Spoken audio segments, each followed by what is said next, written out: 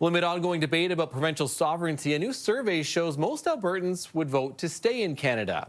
The Angus Reid Institute found less than 3 in 10 Albertans say they would vote for separation if a referendum were held today. By contrast, 65% say they would vote to remain in Canada, with most saying their decision is definite. While most Albertans oppose separation, the survey does suggest many are still conflicted. Many Albertans who firmly oppose separation say the most convincing reason to stay are a sense of Canadian identity and concerns about practicality. Albertans who would vote to leave Canada said they were largely unconvinced by arguments to stay. Let's bring in Laurie Williams, political analyst at Mount Royal University. Laurie, we've been following this. We touched on this last week, I believe, too. Now we have some harder numbers from Angus Reid, too, in particular. Does it surprise you at this point, or do you think this is pretty standard? What do you make of this latest data? Well, I think most of these numbers are lining up with what we have seen. The folks that are really committed to leaving are hovering around 10%. It's as low as 8% in this particular survey. But that total of people that are considering voting for separation almost comes to 30%. And again, we've seen that in polling on a continuing basis. Now the question becomes, what are people open to in the way of persuasion and discussion, and what do they mean by separation? And so there are a lot of those folks that are in that 21% who are leaning, who might be what we call symbolic or soft separatists, folks who want to send a message to Ottawa. They want a better, fairer relationship with the rest of the country. And some are very concerned about the disrespect that they think has been shown to Albertans. And that sentiment is fairly widespread, much bigger than that 21 or even 29% in Alberta. The question is, what do you want to do with it? The other thing I think is really interesting about this study is the net approval of the leaders that are weighing into the debate. Mm-hmm. Mark Carney is in the lead. And again, of course, this is including all those folks that would vote in favor of separation. But what I find really striking is that Danielle Smith is underwater by 17 points on the leadership. That suggests to me that people that are in both camps don't like the way that she's dealing with this.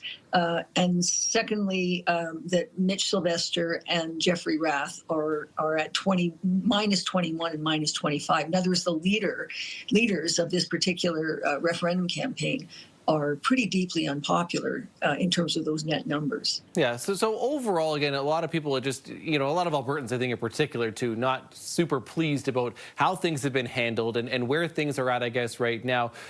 What happens, do you think, Laurie, now moving forward as we continue to watch? As we're going to watch and see if they get to their 178,000 signatures by the beginning of May, if a referendum will actually happen right now. But, it feels like a lot of this discontent goes back to Justin Trudeau and the previous Liberal government that was there and how they were treated. Mark Carney appears to be trying to curb that, but is that the best bet? Is the federal government still trying to, again, improve relations, or what do you think?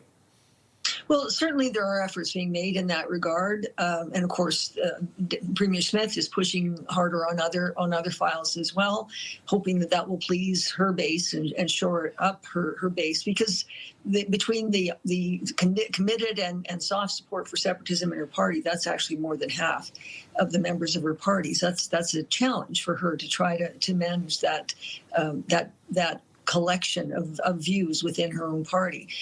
But I do think making progress on some of the things that are seen as unfair will help some of those that are in that soft or leaning separatist group. It won't convince those who are absolutely committed to leaving no matter what. Nothing would be enough for them. And we hear that in some of the comments that are being made by folks like Jeffrey Rath and Mitch Sylvester.